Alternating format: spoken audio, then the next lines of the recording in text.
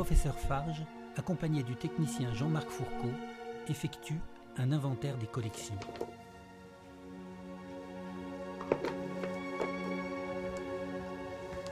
Une petite boîte détonne parmi les échantillons de minéraux. Elle contient un intrigant échantillon en plomb.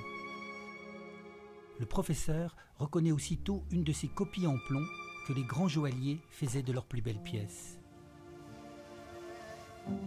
L'agencement des facettes indique qu'il s'agit de la copie d'un diamant très gros et très ancien.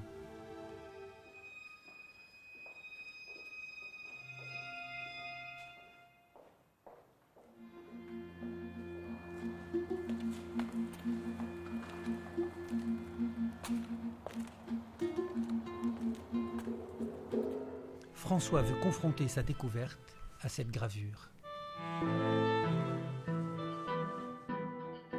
On a bien la confirmation ici qu'il s'agit bien du diamant bleu de la couronne.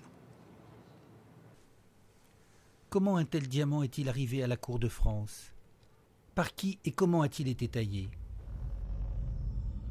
Avec la découverte du plomb, François Farge est confronté à une double enquête, scientifique pour retrouver comment il a été taillé et historique pour reconstituer l'itinéraire du diamant.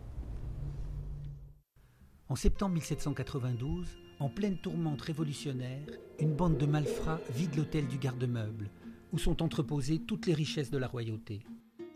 Et notamment le fameux joyau bleu de Louis XIV, pièce centrale d'un insigne royal, la toison d'or. Mais qui est ce mystérieux voyageur qui suscite tant d'éloges de la part du poète Boileau? Jean-Baptiste Tavernier, négociant français aventureux, est l'un des premiers Européens à se risquer aussi loin en Orient, jusqu'au royaume des grands Moghols qui régnaient alors sur les Indes. C'est ici que se concentrent les diamants, ici que le diamant bleu a vu la lumière du jour.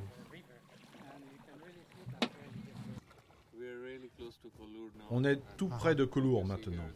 Et ce qu'on voit ici, c'est la montagne en forme de croissant que Tavernier a mentionné et derrière laquelle il y a la montagne de l'Aigle, où se trouvaient les mines de Collioure. La grande précision du scan laser permet de retrouver très précisément tous les angles et l'orientation principale des facettes qui était impossible à faire à l'œil. Qu'est devenu le diamant bleu? Comment a-t-il pu réapparaître sous la forme du Hope 50 ans plus tard?